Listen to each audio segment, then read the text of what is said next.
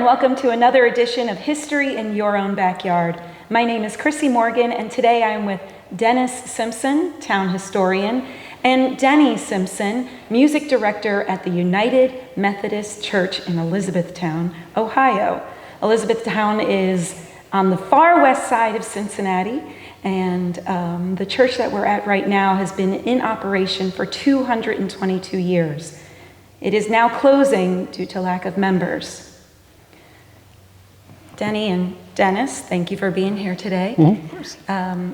It's obvious that this is going to be a personal loss, having the church closing. Mm-hmm.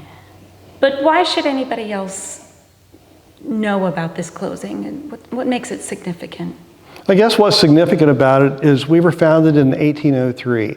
Not this church, but the congregation. And we have not identified any organization, business, education, nothing that's been in continuous existence as long as we have. We've been in continuous operations for 222 years. And this is in the Greater Cincinnati area? Yeah, out of the Greater Cincinnati area. And we were also part of the Southeastern Indiana Conference until 1927. And so we're the oldest institution in this whole Greater Cincinnati area, Indiana, Ohio, and Kentucky. At 222 years? Yes. Wow, that's fascinating.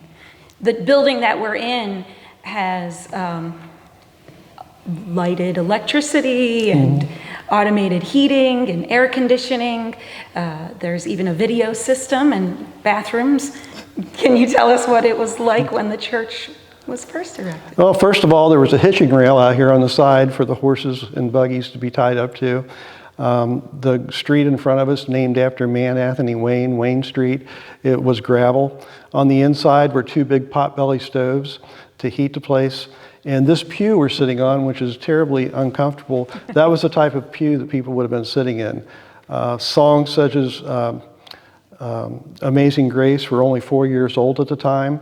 And the big Methodist song, Oh, for a Thousand Tongues to Sing, had 18 verses and no tune for another 40 years. So worship would have been much different than it is today. I would say so. Mm-hmm. And when were the bathrooms installed? This would have been in the 1980s. The bathrooms, it was an addition put up by the members of the church and paid for by the time it was done. Denny, as music director, that's got to be interesting history about the music. Yeah, I'm normally a person who wants to do all of the verses of a hymn, but 18 might be the limit. Yeah. I would say so. Usually I'll cut it off a little early, but I'd be willing to try. I love that. Now, the building obviously has lots of changes. There were original glass pane windows, and now I see there's stained glass. Can you tell me when they were installed? Yeah, those were installed around 1975. The really interesting thing is looking around and seeing everybody's names. Ties back to our family histories, basically. My grandmother and I guess great uncle, their names are etched at the bottom of some of the windows. We see some of the Hayes families who are some of the early founders of the church. They're listed. So it's really neat to get to look around and see our history in glass, for example. As well with the beautiful windows. We've got the floor that was actually redone by one of my great-grandfathers, refinished, and we've had to refinish it a few times, but it's been kind of some interesting changes. The pews, actually, one of my earliest memories is sitting on the wooden bench of the pew, and then a few weeks later, poof, there's carpeted cushioning.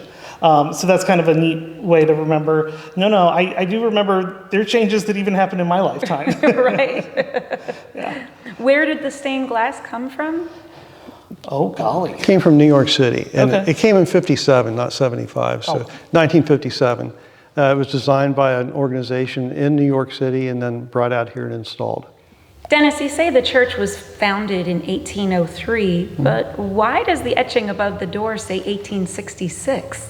Well, the church was founded in the cabin of Alexander Gard in the spring of 1803, same year as Ohio became a state. We know there was a church here after they met in his cabin for a few years. We're not sure exactly where it was, but then this church was built in 1866, dedicated in 1867, and then a tornado came through 10 months later. and took off the roof. We don't know about the steeple for sure, but we know the roof was removed. And if you look at the outside of the church, you can see the bricks above the eaves are a different color than below. The bricks were made on site for the whole church, but they are a different color above the eaves. So the dedication above the door out here says 1868, and that was when it was rededicated. So it took about 10 months after the tornado before the church could be opened back up again. During that time, members met in individuals' cabins and houses, so we were still in continuous existence even without the building. Wow. Can you tell me about other parts of the building of the actual church that we're in right now? Well, we didn't have restrooms until in the 1970s, so we used the neighbor's outhouse. We did not have air conditioning, so the windows would have been opened up to the noise outside during worship service on Sunday mornings, and that was added probably in the 80s. As we mentioned, the pews have all been padded. That was an addition. To have running water in the back and cooking facilities was something new for us. We used to go a couple blocks down to the town hall for events when we needed to prepare food. So those are improvements we've made. We've got a video system where we can play video and a sound system so that everybody can hear. So those are all improvements that have been made. And since the church was opened, there were no phones, there was no automated heating, there was no electricity. So all that stuff's been added. We've seen old pictures of the church where there were chimneys on each side and potbelly stoves inside to heat up the room. So that's another change. One of the funny things that I remember looking at family photos is the furnaces were still, the stoves were still operating when Grandma and Grandpa got married.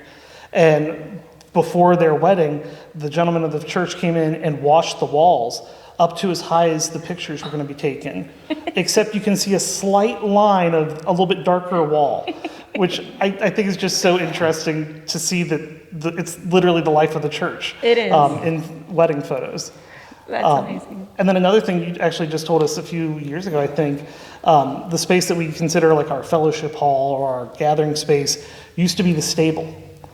So people would actually just park their horses in the back of the church and come through the two side doors to come into worship. Wow. Which was kind of a neat idea, I guess. It is. It's a long time ago. You were mentioning the bricks. Where were they made? The bricks were made right in back of the church. And when I was a kid, there were still remnants of the kilns back there. So I was told they were made there, and it was obvious there were kilns there and a lot of broken bricks. And on the whole facility here, if you dig down about 6 inches, you come to a layer of broken concrete and bricks. So you can see where things were when they were building the church. Denny, I'll ask you this. With such a small church, what do you think has kept it going so long? For me, at least, it's kind of the sense of community. I mentioned seeing like family names and knowing at least the relatives, the distant descendants of those folks. So it's really been the sense of everyone here is my aunt, uncle, grandma, for example. We have a lady who's 105 that's a member of our church. She and her husband had no children. They kind of adopted Dad as an adopted kid and then me as an adopted grandkid. So that was always fun. They went to like Grandparents' Day at school for me. So it's certainly that sense of the family here. And it really is just the relationship, having grown up in the church and I'm the fourth generation in the church. It's not just that I'm ingrained in the church is ingrained in me. That's been kind of one of the hard things, finding out how that foundation gets almost shattered or at least disheveled, right, and then moving forward. So yeah, a lot of it just keeps going back to the family sense. It's a town where we're the only thing that still has the name Elizabethtown. Mm-hmm. So for me, that's really powerful, that when people think Elizabethtown, they think of Kentucky. No, there are other Elizabethtowns around. And the fact that the town that I grew up in that was home, there's not anything left, basically, after we're gone. So that was a long part of what kept me pushing the church going. But yeah, it's coming here and just being home, being comforted. Obviously, you have generations that have come to this church. Are there other members of the congregation that have similar stories? More or less. We certainly have folks there. I remember there was a little kiddo whose great-grandmother donated the piano that I play now. So I've seen her occasionally and like, hey, how's it going? So there are certainly some folks that do have that connection. I was hanging out with a girl last night that her grandmother was the treasurer of the church. Oh. So we certainly still have those connections, and those families that did grow up in the church, they might not be here now, but we still see them around. Of course. So I have to ask, what happens now? What happens to the members of the church, and what happens to the building itself? Well, the building, we had the option of selling it ourselves, or the Methodist, our West Ohio Conference of the United Methodist Church, they have a real estate arm, so we decided to turn it over to them. In the Methodist Church, the members can pay for the building of the church, the maintenance of the church, but you don't own the church. So the West Ohio Conference owns the church. They'll sell it. It could be another congregation, a community organization could come in, could be used for other purposes, or it could be torn down. We're not sure what's going to happen to it. We'll be able to take things out that we want to keep or send to other churches. And then our members that we have now will probably end up going to various churches around. I live up near Harrison. I've visited some churches there. We have some other folks that live in North Bend. So we're not sure where people will end up. We'll still meet together from time to time as a church, because the church is not the building, the church is the people. We just won't be meeting in our building regularly, but we'll still get together. Yeah, I guess so. Mm-hmm. The nice thing about when the church does close is the money that's generated from the sale of the church would go towards new churches, or new, what we call fresh expressions. So it's kind of a new way of doing church. Fresh expressions? Fresh expressions, Okay. yeah. The cool thing is, even though the church is closing and ending, we already have fresh expressions that have already been started and that will continue. A couple of years ago, I started a knitting group. I'm an old grandma that's a church organist and a knitter, and I just love doing those things. But we met as the knitting group. We call it EWOWs, Elizabethtown Works of Warmth Stitchers. I like A it. weird amalgamation of words that we just went with. And says EWOWs, what it is. yeah, and it's a fun little name. When I brought that up to the group of folks, and the funny thing is we have more folks in this knitting group than we have on a Sunday morning in worship. The immediate response was, I don't want this to end. And I couldn't let it end. Yeah. If that was the sense of community that they'd built in a couple of years, I wasn't willing to let that end. Sure. So we're moving on to other locations. We've already got a coffee house that's agreed to let us come whenever we want.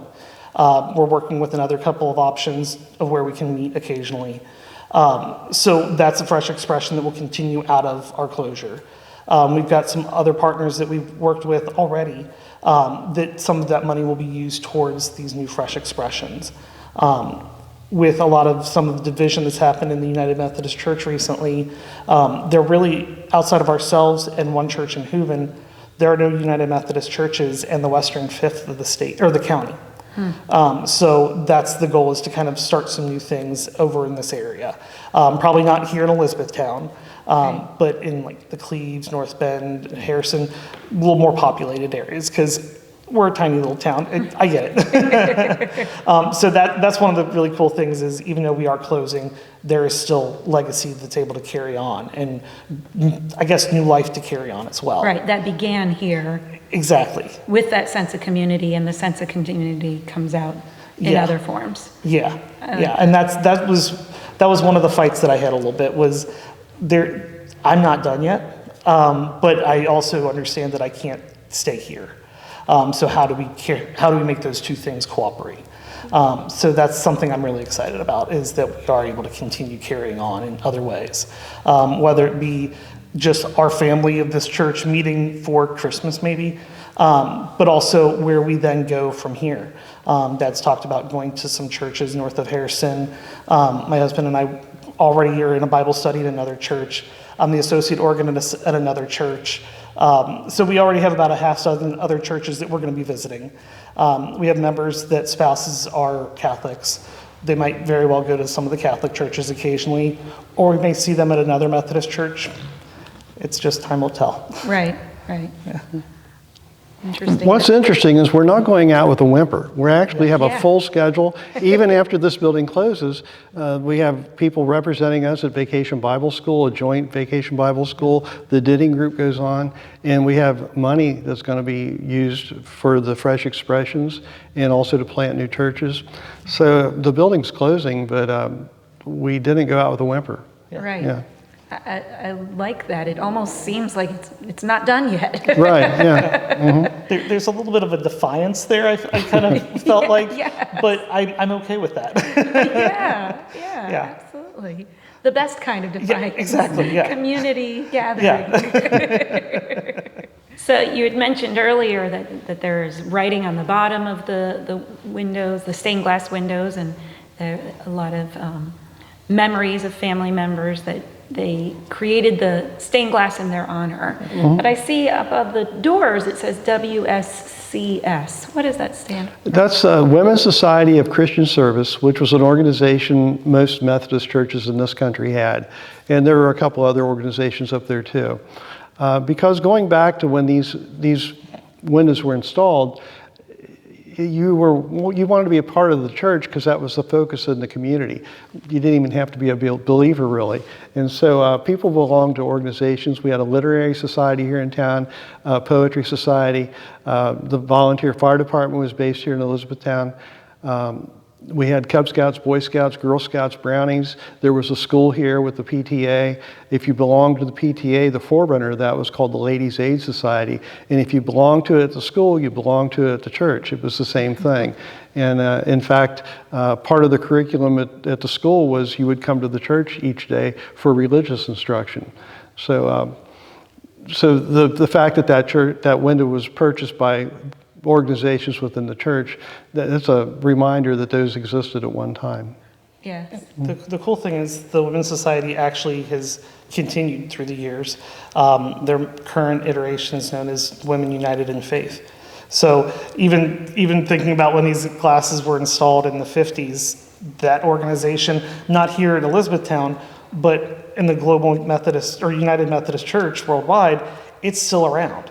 So it's kind of cool to still be able to kind of tie those strings. Yeah, absolutely. Yeah. And to take inspiration from where their names changed or things have altered throughout the years, but still left their mark. Yeah. Yeah.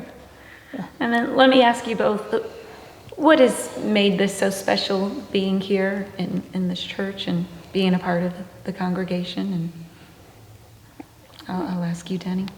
I've been here since before birth, like quite literally. My dad was the chair of the board. My mom was the church secretary. I was here before I was born. Then raised through the church. I remember when I started learning to play piano, I would come down here and practice on the piano.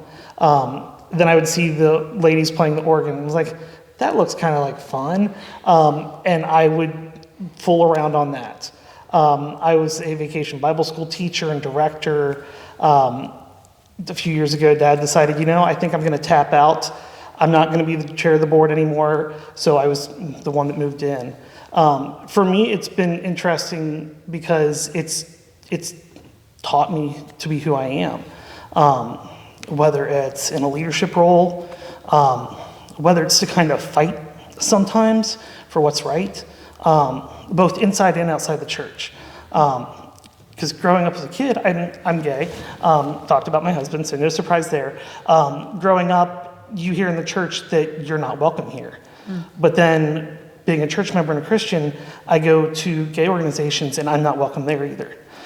So kind of teaching me to fight for myself and also fight for other people.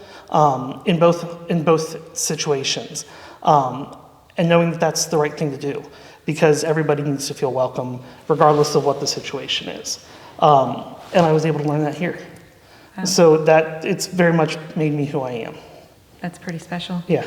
And for you, Dennis? For me, I've been going here since I was 3 because I was born in the Air Force Base in Biloxi, Mississippi, and after my parents moved back, I started going to church here. My parents were married here. I was married here. My first wife, who passed away from cancer, her funeral was held here. I met another woman and fell in love, and we got married here. My daughter was married here. I've seen friends come in and married and buried from this church.